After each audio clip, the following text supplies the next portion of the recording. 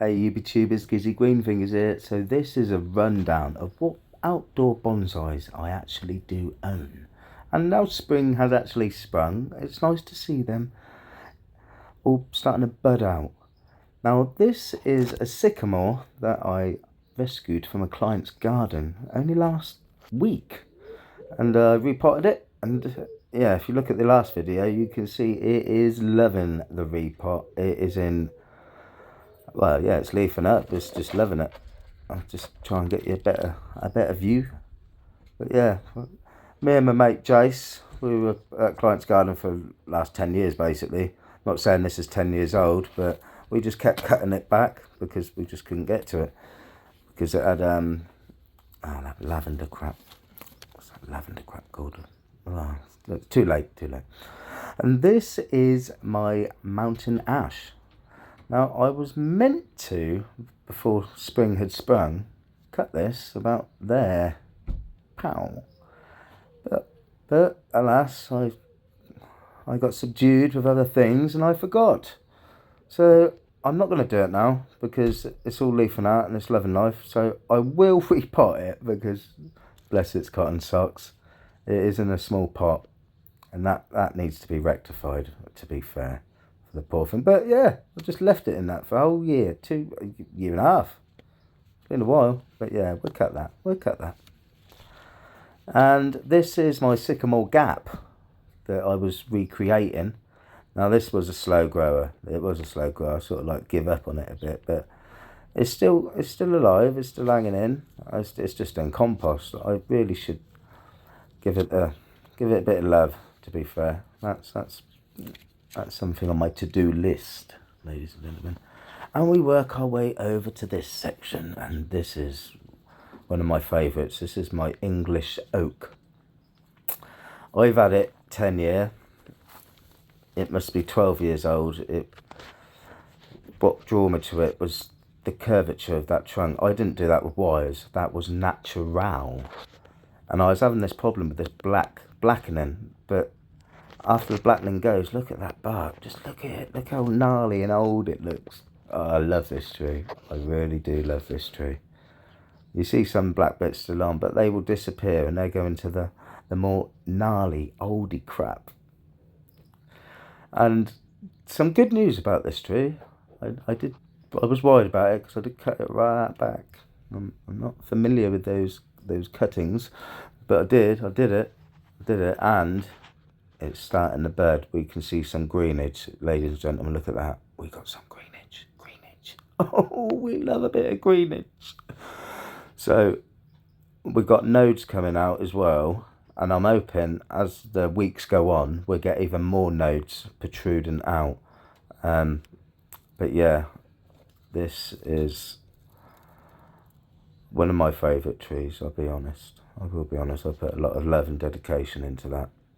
And not a lot of people do English oaks as bonsais, to be fair, and it's a beautiful specimen to actually have in your collection. And if we look behind it, this is my Mugo pine. And this is the tree I have been winging because I still haven't learned how to bloody cut the thing. But it's budding up a lot, and this is where it gets a bit difficult. I've got to do some more research, really, but what's going on with it? It's looking good, what I've done, but now it's just starting to get a little bit more technical because you don't prune this like you do a bloody oak, for instance. It's a lot more technical, and I haven't learned how to do it yet. I'll be honest. But what I have done, I've rectified with wires if I've done it wrong. So. And with a Mugo pine, they are good with wires. You can wire them quite well. So yeah, I'm happy but nervous about this tree. You know, I was thinking, oh, do I just sell it now? Well, it looks like this. Let some other poor bugger deal with it. But they probably know what they're doing. Or do I just hang on to it and try and do a bit more research? Well, let's move our way into the greenhouse, shall we? And what do we have? What shall I go for? Well, this is my Magnolia stellata, ladies and gentlemen. And I'm really, really happy with how this is starting to bud out, actually. It's a slow grower. That's my little feature. It's like a little goblin hand, isn't it? It's even got knuckles. I know. I'll try and show you the other side. But yeah, it's just like a little feature, isn't it? There we go. Look, it's got fingers. See, I don't lie. It's like a little palm. Yeah, it's a good talking point, that one, isn't it? It's a Magnolia stellata with a hand. It sure is. It bloody sure is. But yeah, I'm happy with that. So we're just going to let that do its thing. I got to remove some wires soonage before they start biting in, which I doubt they will, because the Magnolia just grows ever so slow, just like English oak. Now what are we going for? Oh, my flowering wisteria. Oh, look at that. Just look at it. Oh, look at it. It's flowering. That does look good, though. If I did look at that is so pretty, isn't it? Look at wow, look at the colours. I'd be happy if they all come out like that. Definitely.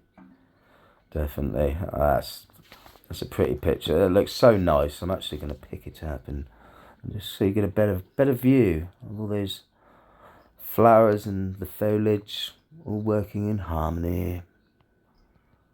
That's good, that, isn't it? I'm happy with that.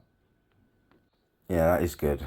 I've had this about 7 years, and it flowered once, but they died because the frost got to them and it just killed it. So, yeah, this is the first time it's actually proper flowered, and I'm really chuffed with that, to be fair.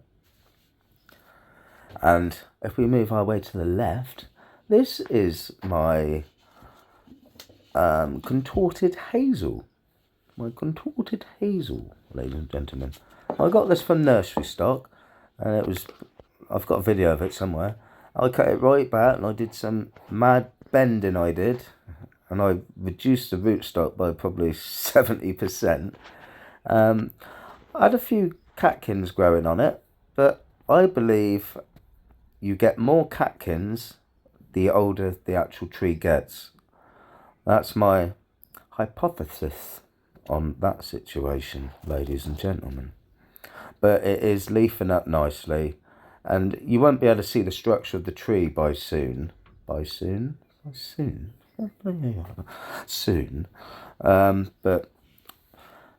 it looks good. I like that. I think it looks good. For nursery stock, you know what I mean? I just got that from nursery stock. Making an instant bonsai.